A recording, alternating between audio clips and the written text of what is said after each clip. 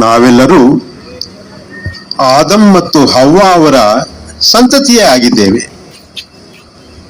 ಇಲ್ಲಿ ಸೇರಿರ್ತಕ್ಕಂಥ ಪ್ರತಿಯೊಬ್ಬರು, ಇಡೀ ಜಗತ್ತಿನಲ್ಲಿರ್ತಕ್ಕಂಥ ಪ್ರತಿಯೊಬ್ಬರು ಕೂಡ ಆದಮ್ ಮತ್ತು ಹವ್ವ ಅವರ ಸಂತತಿಯೇ ಆಗಿರುವುದರಿಂದ ನಾವು ನೀವುಗಳೆಲ್ಲ ರಕ್ತ ಸಂಬಂಧಿ ಬಂಧುಗಳು. ಇದು ಅತ್ಯಂತ ಅಮೂಲ್ಯವಾದ ಸಂದೇಶ, ಇಸ್ಲಾಮಿನ ಸಂದೇಶ.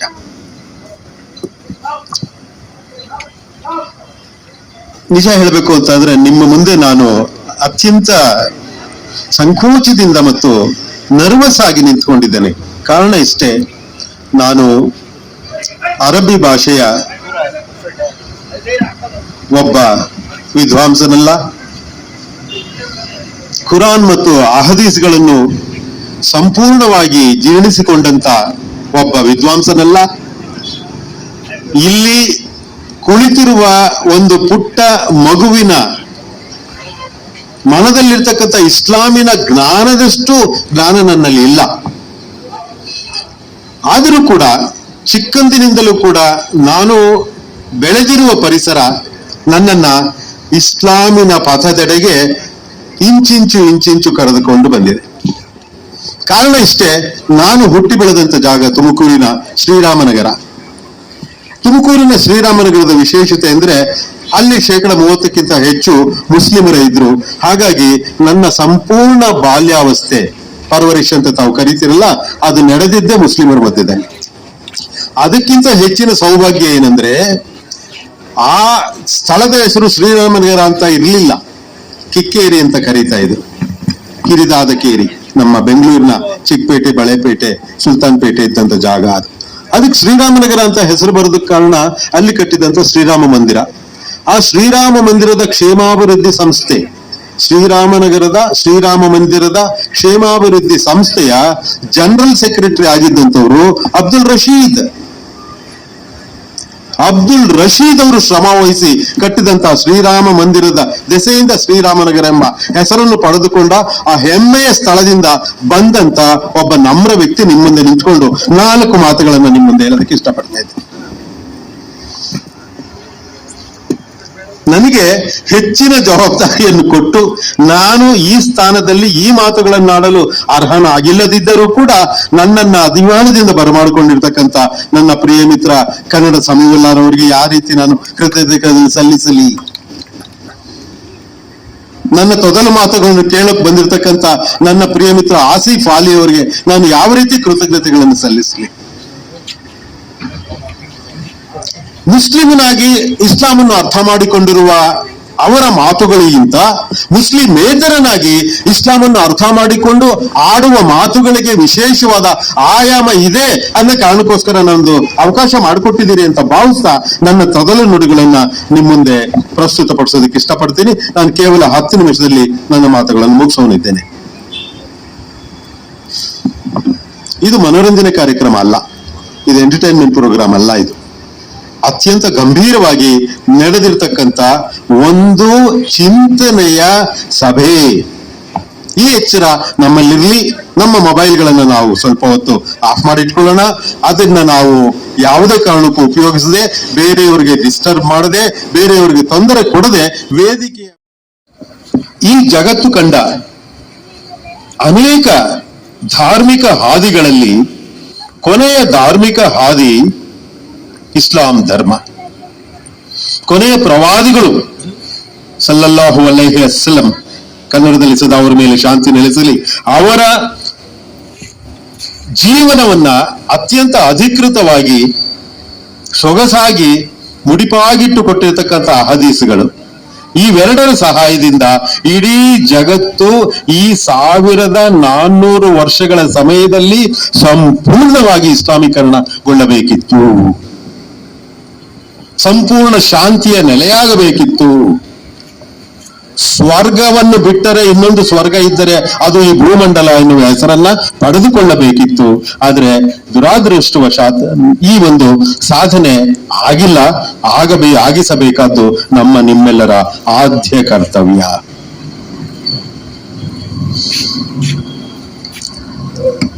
ಪ್ರವಾದಿ ಮೊಹಮ್ಮದ್ ಪೈಗಂಬರ್ ಅವರು ಸದಾ ಅವರ ಮೇಲೆ ಶಾಂತಿ ನೆಲೆಸಲಿ, ಈ ಒಂದು ಗೌರವ ಸೂಚಕ ಪದಗಳನ್ನು ನಾನು ಯಾವುದಾದ್ರೂ ಕಾರಣದಿಂದ ಮಧ್ಯದಲ್ಲಿ ಬಿಟ್ಟರೆ ಅದು ನನ್ನನ್ನ ದಯಮಾಡಿ ಅದು ನನ್ನ ಉದ್ದಟತನ ಎಂದು ಭಾವಿಸಬಾರದು ಅಂತ ತಮ್ಮಲ್ಲಿ ಅತ್ಯಂತ ವಿನಯವಾಗಿ ನಾನು ಕೇಳ್ಕೊಳ್ತೇನೆ.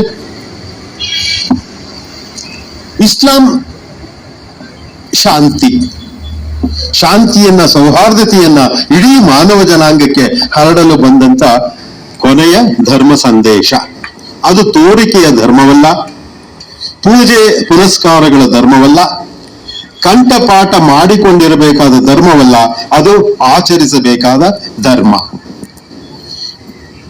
ಕುರಾನಿನಲ್ಲಿ, ಅಹದೀಸ್ಗಳಲ್ಲಿ ನಮೂದಾಗಿರ್ತಕ್ಕಂಥ ಮೌಲ್ಯಗಳನ್ನ ಜೀವನಕ್ಕೆ ಅಳವಡಿಸಿಕೊಂಡಾಗ ಮಾತ್ರ ಈ ಮಹಾನ್ ಧರ್ಮದ ಒಂದು ಯಶಸ್ಸು ನಮ್ಮ ಮುಂದಿರೋದಕ್ಕೆ ಸಾಧ್ಯ. ಸಂದೇಶವನ್ನು ತಂದಂತ ಪ್ರವಾದಿಗಳು ಎರಡು ಪ್ರಮುಖವಾದ ಜವಾಬ್ದಾರಿಗಳನ್ನು ತೆಗೆದುಕೊಂಡಿದ್ದಾರೆ. ಒಂದು, ಪರಮಾತ್ಮನಿಂದ ಬಂದಂತ ದಯಾಶೀಲನಾದ ಭಗವಂತನಿಂದ, ಅಲ್ಲಾಹನಿಂದ ಬಂದಂತ ಸಂದೇಶವನ್ನ ಚಾಚು ವ್ಯತ್ಯಾಸವಾಗದಂತೆ ಅದನ್ನ ಅಧಿಕೃತವಾಗಿ ಅದನ್ನ ಬರವಣಿಗೆಯಲ್ಲಿ ಇಳಿಸಿದ್ದು ಒಂದನೇದು. ಎರಡನೇದು, ನನ್ನ ಜವಾಬ್ದಾರಿ ಅಲ್ಲಿಗೆ ಮುಗಿತು ಅಂತ ಕೈಕಟ್ಟು ಕುಳಿತುಕೊಳ್ಳಲಿಲ್ಲ. ಅತ್ಯಂತ ಅನಾಗರಿಕ ಸಮಾಜ ತನ್ನ ಮುಂದಿಟ್ಟುಕೊಂಡು ವಿಗ್ರಹಾರಾಧನೆಯಲ್ಲಿ, ಕೇವಲ ಹರಕೆ ಪೂಜೆಗಳಲ್ಲಿ ಪಾನಮತ್ತರಾಗಿ ಸ್ತ್ರೀಯರನ್ನ ಅತ್ಯಂತ ಕೀಳು ಮಟ್ಟದಲ್ಲಿ ನೋಡುತ್ತಾ, ಅವರನ್ನು ಭೋಗಿಸುತ್ತಾ, ತಪ್ಪು ದಾರಿನಲ್ಲಿ ನಡೆದಿರ್ತಕ್ಕಂಥ ಬುಡಕಟ್ಟು ಜನಾಂಗಗಳ ಮಧ್ಯೆ ಈ ಅತ್ಯಂತ ಪವಿತ್ರವಾದ ಮತ್ತು ಶ್ರೇಷ್ಠವಾದ ಸಂದೇಶವನ್ನು ಹರಡಲು ತಮ್ಮ ಜೀವಿತ ಕಾಲದ ಪ್ರತಿಯೊಂದು ಕ್ಷಣವನ್ನು ಮುಡಿಪಾಗಿಟ್ಟು ಸಾವನ್ನು ಕೂಡ ಸ್ವಾಗತಿಸಿ ತನ್ನ ಸಂಗಡಿಗರನ್ನು ಹುರಿದುಂಬಿಸಿ ಈ ಸಂದೇಶವನ್ನ ಇಷ್ಟರ ಮಟ್ಟಕ್ಕೆ ನಮಗೆ ತಲುಪಿಸಿಕೊಟ್ಟಿದ್ದಾರೆ. ಬಂದಂತಹ ಸಂದೇಶವನ್ನ ಜನಗಳಿಗೆ ತಲುಪಿಸಬೇಕಾದ ಹೋರಾಟದಲ್ಲಿ ತಮಗೆಲ್ಲರಿಗೂ ತಿಳಿದಿರುವಂತೆ ಮೆಕ್ಕಾದಿಂದ ಅವರನ್ನ ಬಹಿಷ್ಕರಿಸಲಾಯಿತು, ಹಿಂಸೆಗೆ ಗುರಿಪಡಿಸಲಾಯಿತು, ದಾರುಣವಾದ ಅವಮಾನಗಳಿಗೆ ಅವರನ್ನು ಗುರಿಪಡಿಸಲಾಯಿತು. ಅಲ್ಲಿಂದ ಮದೀನಾಕ್ಕೆ ಹೊರಟು ಅಲ್ಲಿ ಆ ಧರ್ಮದ ಸಂದೇಶವನ್ನು ಜನರಿಗೆ ಮುಟ್ಟಿಸಿ ಅಲ್ಲಿ ತಮ್ಮ ಬೆಂಬಲಿಗರನ್ನ, ಇಸ್ಲಾಂ ಧರ್ಮವನ್ನ ಪಾಲಿಸುವವರನ್ನ, ದೊಡ್ಡ ಪಡೆಯನ್ನ ತಯಾರು ಮಾಡಿ ಮತ್ತೆ ಅವರು ಮೆಕ್ಕಾಕ್ಕೆ ಬಂದು ಮೆಕ್ಕಾದಲ್ಲಿರ್ತಕ್ಕಂಥ ಎಲ್ಲ ಸಮುದಾಯಗಳ ಮೇಲೆ ಜಯವನ್ನು ಸಾಧಿಸಿ ನಿಮ್ಮೆಲ್ಲರಿಗೆ ತೋರಿಸಿಕೊಟ್ಟಂತ ಪರಮ ಶ್ರೇಷ್ಠ ಸಂದೇಶ ಏನಪ್ಪಾ ಅಂತ ಅಂದ್ರೆ, ಅಲ್ಲಿ ತಮಗೆ ಅವಮಾನ ಮಾಡಿದಂತ, ತನ್ನ ಬಂಧುಗಳನ್ನ ಕ್ರೂರವಾಗಿ ಶಿಕ್ಷಿಸಿದಂತ, ತನ್ನ ಒಡ ಹುಟ್ಟಿದವರನ್ನ ದಾರುಣವಾಗಿ ಕೊಂದಂತ ಯಾವುದೇ ವ್ಯಕ್ತಿಗೆ ಯಾವುದೇ ಶಿಕ್ಷೆಯನ್ನು ಕೊಡದೆ ಸಂಪೂರ್ಣವಾಗಿ ಅವರನ್ನೆಲ್ಲ ಕ್ಷಮಿಸಿ, ಕ್ಷಮಾಗುಣವೇ ಈ ಧರ್ಮದ ಮೂಲ, ಕ್ಷಮಾಗುಣವೇ ಈ ಧರ್ಮದ ಬುನಾದಿ ಎಂದು ತೋರಿಸಿಕೊಟ್ಟು ನಮ್ಮನ್ನೆಲ್ಲ ಸರಿದಾರಿಗೆ ತಂದಂತ ಆ ಮಹಾನ್ ಪ್ರವಾದಿಗಳ ಹುಟ್ಟುಹಬ್ಬವನ್ನು ಇಷ್ಟೊಂದು ಅರ್ಥಪೂರ್ಣವಾಗಿ ಆಚರಿಸ್ತಾ ಇರ್ತಕ್ಕಂಥ ಇಲ್ಲಿನ ಎಲ್ಲ ಬಂಧುಗಳಿಗೆ ನನ್ನ ಒಂದು ಸಲಾಮನ್ನ ಘೋಷಿಸ್ತಾ ಇದ್ದೇನೆ. ರಾಜ್ಯೋತ್ಸವದ ಸಮಯದಲ್ಲಿ ಪೊಲೀಸರ ಅವಶ್ಯಕತೆ ಇಲ್ಲ, ಪ್ರವಾದಿಗಳ ಹುಟ್ಟು ಹಬ್ಬದಲ್ಲಿ ಪೊಲೀಸರ ಅವಶ್ಯಕತೆ ಇಲ್ಲ ಎಂದು ಭಾವಿಸುವ ದಿನಗಳು ಅತ್ಯಂತ ಬೇಗ ಬರಲಿ ಇನ್ಶಾ ಅಲ್ಲಾ.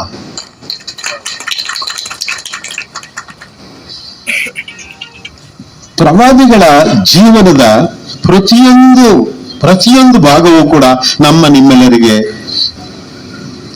ಅತ್ಯಂತ ಆದರ್ಶಮಯ.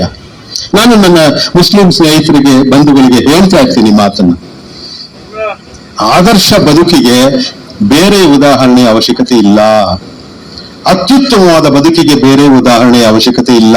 ನಮ್ಮ ಪ್ರವಾದಿಗಳು ಸದಾ ಅವರ ಮೇಲೆ ಶಾಂತಿ ನೆಲೆಸಲಿ ಆಡಿರುವ ಮಾತು, ನಡೆದಿರುವ ದಾರಿ, ಕೊಟ್ಟಿರುವ ಸಂದೇಶ ಸಾಕೇ ಸಾಕು.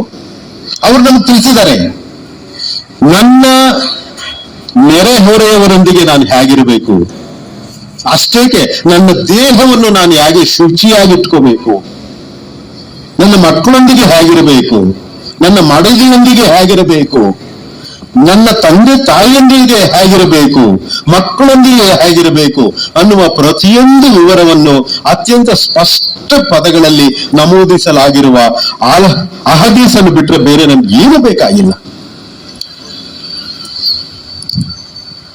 ಪ್ರವಾದಿಗಳ ಸದಾ ಅವರ ಮೇಲೆ ಶಾಂತಿ ನೆಲೆಸಲಿ. ಪಾದದ ಮೇಲಿನ ಒಂದು ಸಣ್ಣ ಧೂಳಿನ ಕಣಕ್ಕೂ ಸಮರಾಗಿಲ್ಲದ ನಾವುಗಳು ಅವರು ಕೊಟ್ಟಿರುವ ಆದರ್ಶಗಳ ಪಾಲನೆಯ ಮುಖಾಂತರ ದೈವ ಸಂದೇಶವನ್ನ ಸಾಕಾರಗೊಳಿಸುವ ಜವಾಬ್ದಾರಿಯನ್ನ ನಾವೆಲ್ಲ ಹೊರಬೇಕಾಗಿದೆ. ಇಸ್ಲಾಂ ಎನ್ನುವ ಸಾಮಾಜಿಕ ವ್ಯಾಧಿಗಳಿಗೆ ಅಮೃತಮಯವಾಗಿರುವ, ಎಲ್ಲ ಸಮಸ್ಯೆಗಳಿಗೆ ಪರಿಹಾರವನ್ನು ಒದಗಿಸುವ ಅಮೃತ ಇಸ್ಲಾಂ. ಆ ಅಮೃತವನ್ನ ಕೇವಲ ಒಂದೇ ಒಂದು ಹನಿ ನಮ್ಮ ಸಮೂಲ್ಯ ಅವರು, ಆಸಿಫ್ ಅಲಿ ಅವರು, ರಿಯಾಜ್ ಅಹಮದ್ ಅವರು, ಖಾಲಿದ್ ಸುಹೇಲ್ ಅವರು, ಸೈಯದ್ ಅಮಾನುಲ್ಲಾ ಅವರು ನನ್ನ ಬಾಯಿನಲ್ಲಿ ಹಾಕಿದರೆ ಒಂದೇ ಒಂದು ಹನಿ. ಇಸ್ಲಾಂ ಎಂಬುವ ಅಮೃತ ಸಾಗರದ ಒಂದೇ ಒಂದು ಹನಿಯನ್ನು ಆಸ್ವಾದಿಸಿರುವ ನಾನು ಇಸ್ಲಾಮಿನ ಬಗ್ಗೆ ಇಷ್ಟೊಂದು ಗೌರವ ಆದರಗಳನ್ನು ಪಡೆದುಕೊಳ್ಳುವುದು ಸಾಧ್ಯವಾದರೆ ಆ ಒಂದೊಂದು ಹನಿಯನ್ನು ಇಡೀ ಜಗತ್ತಿನ ಮುಸ್ಲಿಮೇತರರಿಗೆ ನಾವು ಉಣಬಡಿಸಬೇಕಾದ್ದು ನಮ್ಮ ಕರ್ತವ್ಯವಾಗಿದೆ. ಅದಕ್ಕೆ ನಾವು ಸರ್ವ ಸಮ್ಮತ ಪದ್ಧತಿಗಳನ್ನ ಅನುಸರಿಸಬೇಕಾಗಿದೆ. ಸಮಯವಿಲ್ಲ ಅವರಿಗೆ ನಾನು ಅಭಿನಂದನೆಗಳನ್ನು ಸಲ್ಲಿಸ್ತೇನೆ. ಇದನ್ನು ಕನ್ನಡದಲ್ಲಿ ನಡೆಸ್ತಾ ಇದ್ದಾರೆ. ನನ್ನ ಮಾತುಗಳು ಹೆಚ್ಚಾಗಿ ಮುಸಲ್ಮಾನರಿಗೆಲ್ಲ, ಮುಸ್ಲಿಮೇತರರಿಗೆ ಅವರಿಗೆ ನನ್ನ ಮಾತುಗಳು ತಲುಪಬೇಕು. ಅವರಿಗೆ ನಾವು ಇಸ್ಲಾಮಿನ ಸಂದೇಶವನ್ನು ಮುಟ್ಟಿಸಬೇಕು. ಅವರಿಗೆ ಪ್ರವಾದಿಗಳ ಜೀವನ ಪರಿಚಯ ಮಾಡಿಕೊಡ್ಬೇಕು. ಇಸ್ಲಾಂ ಅಂದರೆ ಏನು ಅನ್ನುವ ಪರಿಚಯ ಅವರಿಗೆ ಆಗಬೇಕು. ಬೆಚ್ಚಿ ಬಿದ್ದು ಬಿಡ್ತಾರೆ. ಹೀಗಿದೆಯಾ ಇಸ್ಲಾಂನಲ್ಲಿ? ಅಯ್ಯ, ನಿಮ್ಮ ನೆರೆಹೊರೆಯವರೊಂದಿಗೆ ನೀನು ಸೌಹಾರ್ದಯುತವಾಗಿಲ್ಲ ಅಂದ್ರೆ ಸ್ವರ್ಗದ ಬಾಗಿಲು ನಿನಗೆ ತೆರೆಯುವುದಿಲ್ಲ ಅನ್ನುವ ಧರ್ಮ. ನಿನ್ನ ನೆರೆಹೊರೆಯವರು ಉಪವಾಸದಿಂದ ಇದ್ದಾಗ ಹೊಟ್ಟೆ ತುಂಬ ನೀನು ಊಟ ಮಾಡಬಾರದು ಎಂದು ವಿಧಿಸುವ ಧರ್ಮ.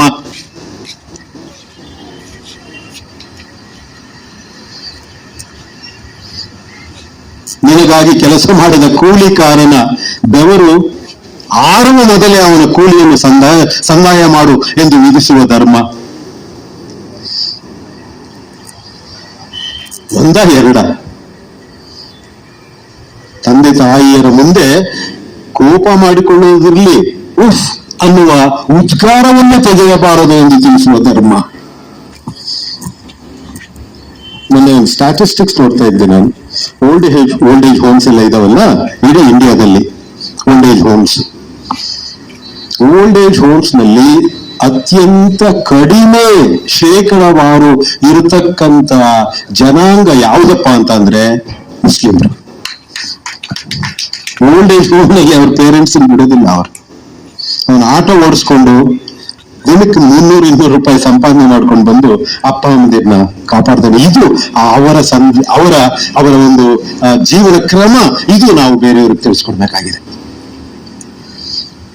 ಯಾವುದೋ ತಪ್ಪು ನಡೆಯಿತು, ಜಗತ್ತಿನಾದ್ಯಂತ ಮುಸ್ಲಿಮರ ವಿರುದ್ಧ ಒಂದು ಕೆಟ್ಟ ಅಭಿಪ್ರಾಯವನ್ನು ಮೂಡಿಸುವ ಒಂದು ವ್ಯವಸ್ಥೆಯನ್ನೇ ರೂಪುಗೊಂಡು ಬಿಡ್ತು. ನಮ್ಮ ದೇಶದಲ್ಲೇ ತಗೊಳ್ಳಿ, 1857 ಸಿಪಾಯಿ ದಂಗೆ ನಂತರ ಬ್ರಿಟಿಷರು ಬಹಳ ಬಹಳ ಬಹಳ ಚೆನ್ನಾಗಿ ಅರ್ಥ ಮಾಡಿಕೊಂಡಂತ ಅಂಶ ಏನಪ್ಪಾ ಅಂತ ಅಂದ್ರೆ, ಈ ಹಿಂದೂಗಳು ಮುಸ್ಲಿಮರು ಒಟ್ಟಾದ್ರೆ ನಾವಿಲ್ಲಿ ಇರೋದಕ್ಕೆ ಸಾಧ್ಯ ಇಲ್ಲ. ಅವರನ್ನ ಪರ್ಮನೆಂಟ್ ಆಗಿ ಸಪರೇಟ್ ಮಾಡಬೇಕು, ಅವರನ್ನ ಪರ್ಮನೆಂಟ್ ಆಗಿ ಸಪರೇಟ್ ಮಾಡಬೇಕು ಅನ್ನೋ ಹುನ್ನಾರವನ್ನ 200 ವರ್ಷಗಳ ಕಾಲ ಈ ದೇಶದಲ್ಲಿ ನಡೆಸಿದ್ರು. ನಾನು ನನ್ನ ಸ್ನೇಹಿತರಿಗೆ, ಮುಸ್ಲಿಮೇತರರಿಗೆ ಒಂದು ಪ್ರಶ್ನೆಯನ್ನು ಕೇಳ್ತೇನೆ. 800 ವರ್ಷಗಳಷ್ಟು ಕಾಲ ಆಡಳಿತವನ್ನು ನಡೆಸಿದ್ದು ಇಸ್ಲಾಂ ದೊರೆಗಳು ಈ ದೇಶದಲ್ಲಿ. 800 ವರ್ಷಕ್ಕಿಂತ ಹೆಚ್ಚಾಗಿ. ಅಷ್ಟು ಕಾಲಾವಧಿಯಲ್ಲಿ ಅವರು ಬರೀ ಮತಾಂತರಗಳನ್ನು ಮಾಡಿದ್ರೆ ಈ ದೇಶದಲ್ಲಿ ಒಬ್ಬನೇ ಒಬ್ಬ ಮುಸ್ಲಿಮೇತರ ಇರುತ್ತಿರಲಿಲ್ಲ. ಅವರು ಕೇವಲ ಮುಸ್ಲಿಮರಿಗೆ ಮಾತ್ರ ಆರ್ಥಿಕ ಸಾಮಾಜಿಕ ಸವಲತ್ತುಗಳನ್ನು ಕೊಟ್ಟಿದ್ದಿದ್ರೆ ಇವತ್ತಿನ ದಿನ ಭಾರತ ದೇಶದಲ್ಲಿ 20 ಕೋಟಿ ಆಗರ್ಭ ಶ್ರೀಮಂತರು ಇರಬೇಕಾಗಿತ್ತು. ಇದರ ವೆಲ್ಡಿಂಗ್ ಮಾಡ್ತಾ ಇದ್ದಾರೆ, ಪಂಚರ್ ಆಗ್ತಾ ಇದ್ದಾರೆ, ವರ್ಕ್ಶಾಪ್ ಇಟ್ಕೊಂಡಿದ್ದಾರೆ, ಪೇಂಟಿಂಗ್ ಮಾಡ್ತಾ ಇದ್ದಾರೆ. ಆರ್ಥಿಕವಾಗಿ ಮುಂದೆ ಬರಲು ಯಾಕೆ ಬರಲಿಲ್ಲ ಅವರು? ಯಾಕಪ್ಪ ಅಂತ ಅಂದ್ರೆ ಯಾವುದೇ ಸವಲತ್ತುಗಳನ್ನು ಅವರು ಪಡ್ಕೊಳ್ಳಿಲ್ಲ, ಕೊಡುವ ಸಂದರ್ಭಗಳು ಕೂಡ ನಮ್ಮ ಹಿಂದೆ ಚರಿತ್ರೆಯಲ್ಲಿ ನಡೆದಿಲ್ಲ. ಇದನ್ನು ನಾವು ಮನಗಣಬೇಕಾಗಿದೆ. ಈ ಎಲ್ಲ ನೈಜ ವಿಚಾರಗಳನ್ನು ನಾವು ತಲೆಯಲ್ಲಿಟ್ಟುಕೊಂಡು ಇಸ್ಲಾಮಿನ ಸಂದೇಶವನ್ನ ಯಾವುದೇ ಕಾರಣಕ್ಕೂ ಬದಲಾವಣೆಗೊಳಪಡಿಸಿದೆ, ಮಾರ್ಪಾಡುಗಳನ್ನು ಮಾಡದೆ ಸರಿಯಾದ ರೀತಿಯಲ್ಲಿ ಅದನ್ನು ಜನಗಳ ಮುಂದಿಟ್ಟು ಇದು ಇಸ್ಲಾಂ, ಇದು ಮುಸ್ಲಿಂ ಅನ್ನುವ ಒಂದು ಬ್ರ್ಯಾಂಡ್ ಅನ್ನು ನಾವುಗಳೆಲ್ಲ ಕ್ರಿಯೇಟ್ ಮಾಡಬೇಕಾಗಿದೆ. ಇವತ್ತು ನನ್ನ ಎಲ್ಲ ಸಹೋದರ ಸಹೋದರಿಯರಲ್ಲಿ ಒಂದು ವಿಶೇಷ ವಿನಂತಿ ಅಂದ್ರೆ, ನಮ್ಮ ಧರ್ಮಗುರುಗಳು ಮೌಲಾನಾ ಮಕ್ಸೂದ್ ಇಮ್ರಾನ್ ರವರು ನನ್ನ ಈ ಒಂದು ಮಾತನ್ನ ಆಲಿಸಬೇಕು. ನನ್ನಲ್ಲಿ ತಪ್ಪಿದ್ರೆ ದಯಮಾಡಿ ಕ್ಷಮಿಸಿ, ನಾನು ಬದಲಾವಣೆ ಮಾಡ್ಕೊತೀನಿ. ನಾವು ಇಸ್ಲಾಂ ಅನ್ನು ಸ್ಥಳೀಯಕರಣಗೊಳಿಸುವ ಪ್ರಯತ್ನವನ್ನ ಮಾಡಬೇಕು ಸರ್. ಲೋಕಲೈಸ್ ಮಾಡಬೇಕಾಗಿದೆ. ಅದಕ್ಕೆ ಭಾಷೆ ಪಾಯಿಂಟ್ ನಂಬರ್ 1. ಇನ್ನೊಂದಿದೆ, ಅದು ಮುಸ್ಲಿಂ ಹೆಸರುಗಳ ಬಗ್ಗೆ ನನ್ನ ಒಂದು ನಮ್ರ ನಿವೇದನೆ ತಮ್ಮ ಮುಂದೆ ಇದೆ ಸರ್. ನನ್ನ ತಮ್ಮ ಇದ್ದಾನೆ ಡಾಕ್ಟರ್ ರಘು, ಅವನ ಮಗ ಇದ್ದಾನೆ, ಅವನ ಮಗನ ಹೆಸರು, ನನ್ನ ತಮ್ಮನ ಮಗನ ಹೆಸರು ಹರ್ಷಿಲ್ ಕಬೀರ್. ಈ ಜ್ಞಾನ ನನಗೆ 32 ವರ್ಷಗಳ ಹಿಂದೆ ಇರಲಿಲ್ಲ. ಇದ್ದಿದ್ರೆ ನನ್ನ ಮಗಳ ಹೆಸರನ್ನ 3 ಹರ್ಷಿತಾ ಅಂತ ಇಡ್ತಾ ಇದ್ದೆ.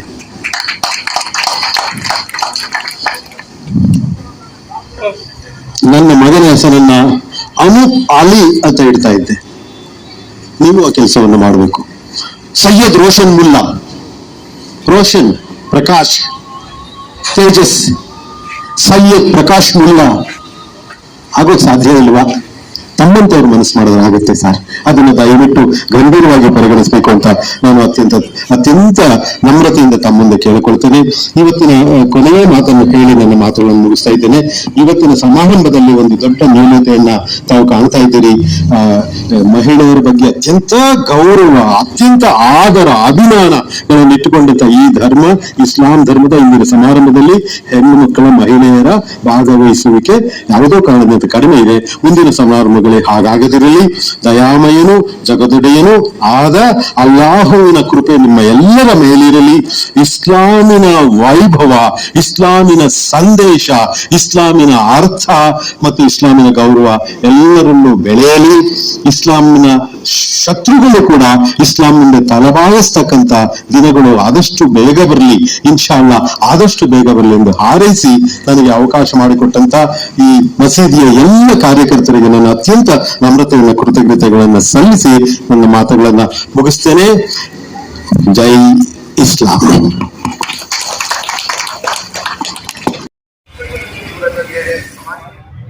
बेंगलुरु के मत्तीकेरे में मस्जिद ताहा के तहत जश्न ईद मिलादुन्नबी सल्लल्लाहु अलैहि वसल्लम का शानदार, पुरबहार, पुरविकार इनाकाद। हजार बर्क गिरे लाख आंधियां उठें, हजार बर्क गिरे लाख आंधियां उठें, वो फूल खिल के रहेंगे जो खिलने वाले हैं, वो फूल खिल के रहेंगे जो खिलने वाले हैं। जी हाँ दोस्तों, समाज को बांटने, तोड़ने, नफरत फैलाने की लाख कोशिशें क्यों न हो, हकीकत व सच्चाई आया होकर रहेगी। और वो हकीकत और वो सच्चाई हिंदू मुस्लिम इत्तेहाद, हिंदू मुस्लिम यूनिटी है, जो इस मुल्क की सबसे बड़ी खूबसूरती है, जो इस मुल्क की सबसे बड़ी ताकत है। और इस खूबसूरती व ताकत का खुशनुमा मंजर जश्न ईद मिलादुन्नबी सल्लल्लाहु अलैहि वसल्लम की इस तकरीब में देखने को मिला।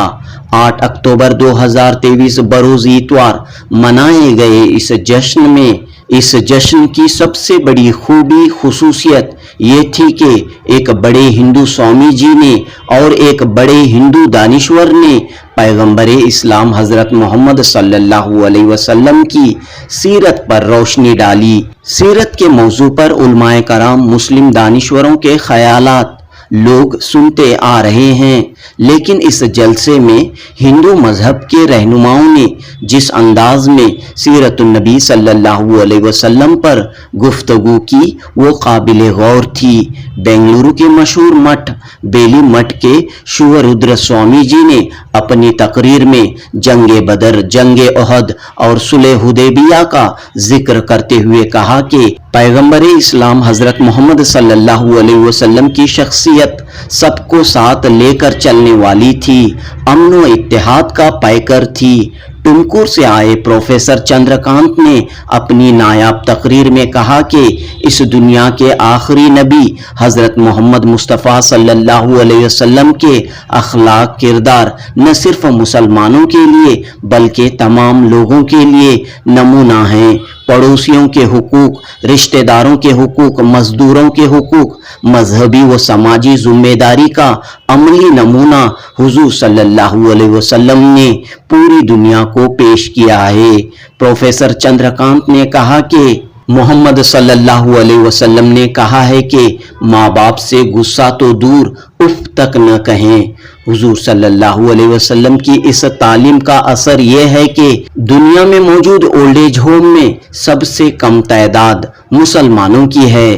प्रोफेसर चंद्रकांत ने कहा कि मौजूदा समाज में कई मुसलमान गरीब हैं, छोटी मोटी कमाई करते हैं, लेकिन हजरत मोहम्मद सल्लल्लाहु अलैहि वसल्लम के रास्ते पर चलते हुए माँ बाप, रिश्तेदारों के हुकूक को अदा करने की पूरी कोशिश करते हैं। दोस्तों, इस जलसे में शिवरुद्र स्वामी जी और प्रोफेसर चंद्रकांत ने एक अहम बात ये कही कि हिंदुस्तान में हिंदू मुस्लिम भाईचारा, हिंदू मुस्लिम यूनिटी सदियों से कायम है, लेकिन अंग्रेजों ने अपने इख्तिदार के लिए हिंदू और मुसलमानों में नफरत के बीज बोए जो आज भी अपना असर दिखा रहे हैं। इस मौके पर बेंगलुरु सिटी जामिया मस्जिद के खतीब व इमाम मौलाना मकसूद इमरान रशादी ने कहा कि मजहब इस्लाम वतन से मोहब्बत का दर्स देता है, जरूरत पड़ने पर वतन के लिए जान कुर्बान करने का हुक्म देता है। मौलाना मकसूद इमरान रशादी ने कहा कि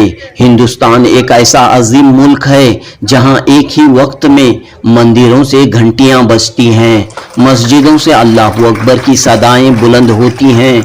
यहाँ लोग एक दूसरे के त्योहारों में, एक दूसरे की खुशियों में, दुख दर्द में शामिल होते हुए आ रहे हैं, लेकिन चंद मुट्ठी भर लोग इस दोस्ती को, इस भाईचारे को खत्म करने की कोशिशें कर रहे हैं जो कभी कामयाब न होंगे। इस यादगार जलसे में वजीर आला सिद्धरामैया के सियासी मुशीर MLC नसीर अहमद, आनजहानी वजीर आजम VP सिंह के साबिक सियासी मुशीर सैयद अशरफ और कई अहम शख्सियात ने शिरकत की। इस मौके पर मस्जिद ताहा के दरवाजों पर कन्नड़ जबान में कुरान की आयतों के तर्जुमे का इजरा अमल में आया। मस्जिद ताहा कमेटी के सदर समीउल्लाह खान, नायब सदर सैयद मुख्तार, जनरल सेक्रेटरी शाहजहां, खाजिन समीउल्लाह सागर और दीगर तमाम मेंबरान की कोशिशों से ये अजीमुशान जलसा सीरतुन नबी सल्लल्लाहु अलैहि वसल्लम कामयाबी के साथ हमकनार हुआ। मुसलमानों के अलावा बड़ी तादाद में हिंदू भाइयों ने इस जलसे से इस्तेफादा किया। जनूबी न्यूज़ रिपोर्ट।